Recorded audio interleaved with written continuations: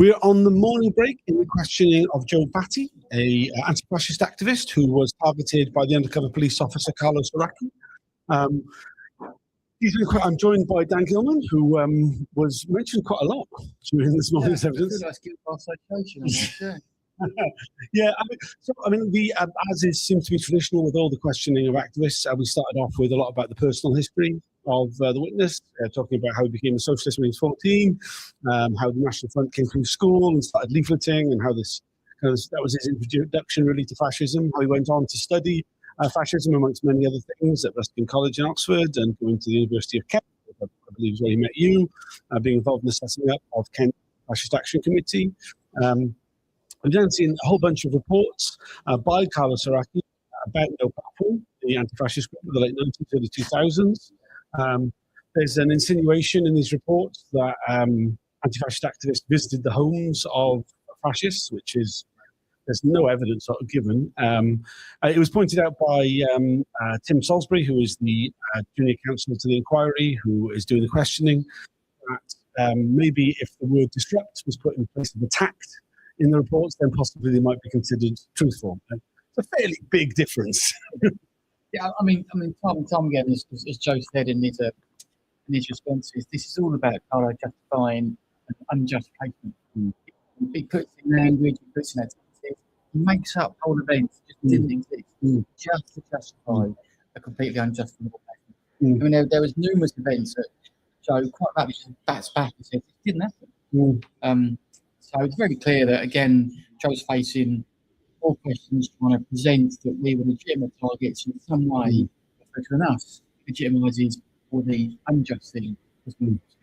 Yeah, absolutely. I mean, one example was we had the British National Party's so-called festival. I mean, not really a festival for someone who goes to a lot of festivals. That's not a festival. The Red, White and Blue, which took place in Welshpool in 2001. As pointed out by Joe, Carlo didn't even go on the minibus with the rest of the No Platform activists to the event. So his report, what's that based on? It's clearly made up. As Joe directly clearly said, there was a minibus full of us, not this national organisation of political bus activists. It's just not true. It's just another example of a made-up accusation thrown against Joe. Yeah, no, I mean, it's quite interesting. I mean, I was at that the counter demo to the Red, White and Blue Festival in Mid Wales, living in South Wales, wasn't that far away. A minibus full of us came up from Newport, and I don't recognise what was put in Newport either. So no, I mean, the whole point was to remove this idea that fascism is legitimate. You know, to have these nice family festival where everyone has a nice weekend drinking beer, eating sausages, discussing politics. The idea was to just make it clear that you can't legitimise fascism. There was no attempt to go around and attack individual fascists.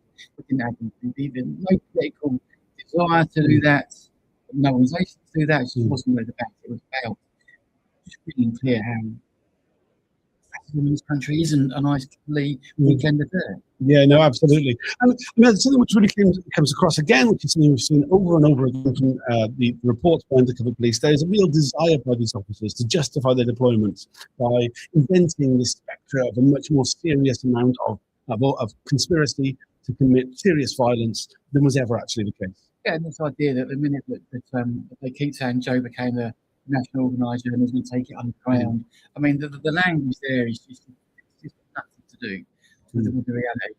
Joe just being another organisation of a group trying to defend meetings, defend communities. It's underground sort of secret cells, just more made up nonsense. And don't forget that within 24 hours of all the spy coppers was another spy copper sat in an office somewhere, reading newspaper every day, sole job to rescue them. Did we ever discover them? Well, the only one ever discovered, I think, was Mark Cassidy, didn't it? Mark Kennedy, and then there was a dinner party where he told to leave. Yeah. I mean, so why you need this another person paid for 24 hours a day to go and rescue them? It's another expense that isn't justified. Yeah, no, I mean, it's quite wild, really, the levels to which they... I mean, it's that exaggeration of perceived risk, which goes all throughout the existence of the Special Demonstration Squad. And we've seen again at the inquiry with the extreme levels of anonymity and privacy that so many of the officers managed to gain. We'll be hearing from, the question of Jason Bishop will be happening fairly soon. He has managed to get away without appearing in person because he's managed to exaggerate the perceived risk to him of appearing at the inquiry, and it's a nonsense.